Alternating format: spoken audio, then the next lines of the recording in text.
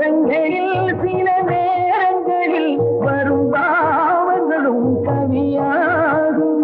அந்த கவிதைகளில் உள்ள பொருள் அறிந்து அதை சுவைப்பதுதான் கலையாகும்.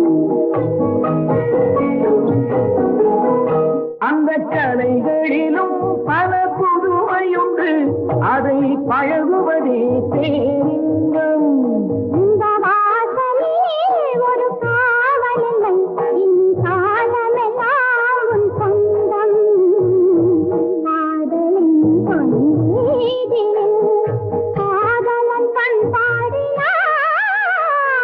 கண்ணோடு ஒருத்தி வந்தாய், கண்ணோடு